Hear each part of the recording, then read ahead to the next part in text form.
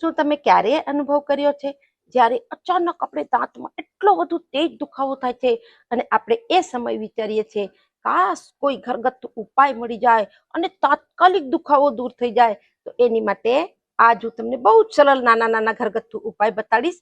તરત જ તમને જે દુખાવો અસહનીય થતો હતો એ દુખાવો દૂર થઈ જશે. અને તમને અંતમાં એક બોનસ ટિપ્સ પણ આપીશ કે દાંતની સારવાર કેમ કરવી છે.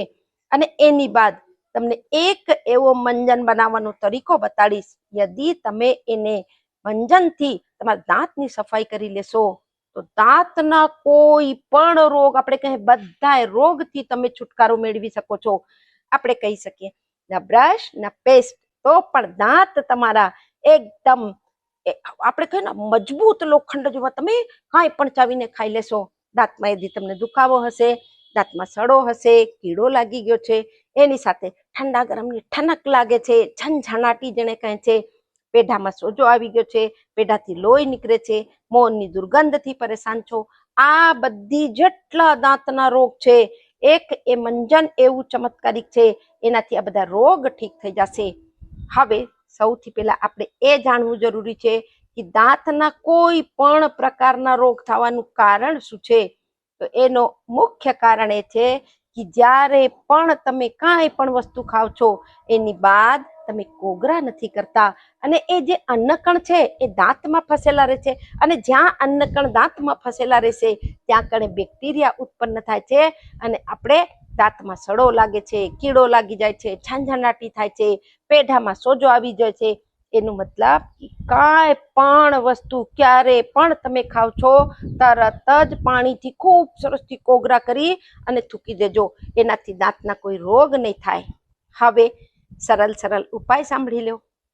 જ્યારે તમને દાંતમાં બહુ વધુ અચાનક દુખાવો થાય છે તો તમે આદુ લઈ લેજો. આદુને છોલી નાના નાના કટકા કરી લેજો, અને જે દાંતમાં તમને દુખાવો થાય છે એ નાનો કટકો આદુને લઈ અને એ દુખાવાવાળા દાંતની વચ્ચે, આમ બે દાંતની વચ્ચે દબાવીને રાખી લેજો. થોડી થોડી વારમાં તમે આદુનો કટકો બદલી લેજો. એનાથી તાત્કાલિક જ તમને રિલીફ લાગશે. બીજો એક હજી ઉપાય બતાડી દઉં છું. યદિ તમારા પાસે લવિંગનું તેલ છે તો તમે લવિંગનું તેલ લગાવી લેજો.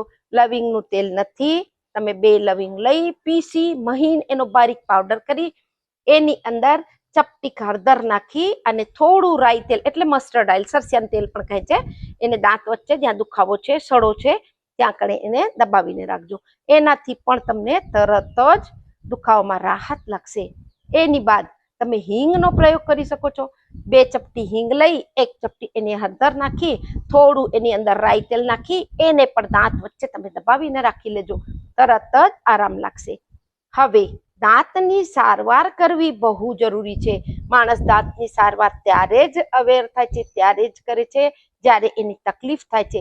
વગર તકલીફના પણ તમને રાત્રે સૂતા પહેલા થોડું પાણી લઈ એની અંદર 2 ચપટી મીઠું નાખી અને 1 ચપટી ફટકડીનો પાવડર નાખી અને ખૂબ સરસથી તમે કોગરા કરીને સૂજો. એનાથી દાંતમાં જે તમારા અન્નકણ ફસેલા હશે એ નીકળી જશે, અને કોઈ બેક્ટેરિયા હશે, સડો છે, કીડો છે, મોંની દુર્ગંધમાં પેઢાથી તમને લોહી નીકળે છે, એ બધી શિકાયત બી દૂર થઈ જશે. પણ તમને આ પ્રયોગને સતત કરવું છે. હવે મંજન કેમ તૈયાર કરવું છે? તો એની માટે તમારા ઘરની આસપાસ, ગામડામાં તો ઠેર ઠેર મળે, કડવા લીમડાના પાન લઈ આવી લેજો.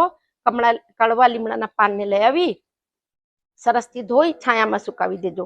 3 થી 4 દિવસમાં એકદમ ઈ ખળખળિયા ડ્રાય થઈ જાય છે. હવે એની બાદ એને તમે સરસથી જ્યારે સુકાઈ જાય પીસી અને પાવડર કરી લેજો.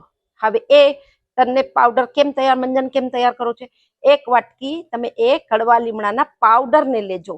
એ જ વાટકીથી અડધી વાટકી સેંધવ મીઠું લેજો. હવે એની અંદર તમે 1 વાટકીનો ચોથો ભાગ, એટલે બિલકુલ 1/4 કઈ આપણે એટલી તમને હળદર લેવી છે, અને એની અંદર માત્ર તમને અડધી ચમચી ફટકડી પીસી પાવડર કરી એને ઉમેરી દેજો. હવે બધેને સરસથી મળાવી અને તમે એરટાઈટ ડબ્બામાં રાખી દેજો. આ મંજનને એકવાર તમે સવારે થોડું લઈ આંગળીથી ફેરવી લેજો, અને રાત્રે સૂતા પહેલા ફરી આ મંજનને યદિ તમે સતત કરી લેશો, આ જીવન તમને દાંતના કોઈ રોગ નહીં થાય.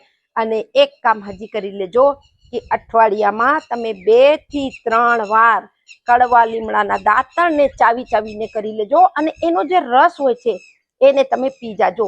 કારણ કે દાંતને જેટલું તમે ચાવીને કરશો એની એક્સરસાઇઝ પણ થશે અને બીજું એનો રસ જ્યારે તમે પીશો તો પેટના જેટલા પણ રોગ છે એ રોગ દૂર થઈ જશે. કારણ કે કડવા લીમડાના અંદર એન્ટીબેક્ટેરિયલ, એન્ટીવાયરલ, એન્ટીફંગલ પ્રોપર્ટી હોય છે જે બેક્ટેરિયાને કિલ કરે છે અને આપણા દાંતને મજબૂત કરે છે. સાથે યદિ એનો રસ પીઓ છો તો આંતરડાની પણ સફાઈ થઈ જશે. હવે અંતમાં જે તમને બોનસ ટિપ્સ આપવાની હતી એ ટિપ્સ એ છે કે તમે 3 થી 4 ચમચી નાની ચમચી તલનું તેલ લઈ લેજો અને એને મોઢામાં રાખી ખૂબ સરસથી એને ઓઇલ પુલિંગ કહે, આમ ગરગરતું જેમ આપણે કોગરા કરીએ ને એમ કરી અને પછી એને થૂકી દેવું છે. આને તમે એકવાર સવારે સતત થોડા દિવસ કરી લેજો. એનાથી દાંતના કોઈ રોગ નહીં થાય. અને તમે યદિ સતત નથી કરતા તો અઠવાડિયામાં કમસે કમ તલના તેલની ઓઇલ પુલિંગ 2 થી 3 વાર જરૂર કરી લેજો. વધુથી વધુ લોકોને શેર કરો કારણ કે જાણકારી તો બહુ જ નાની છે પણ બહુ જ મહત્વપૂર્ણ છે. આ વિડીયો બધાને કામ આવશે. સસરે મસ્રે ખુશ રહે. નમસ્કાર.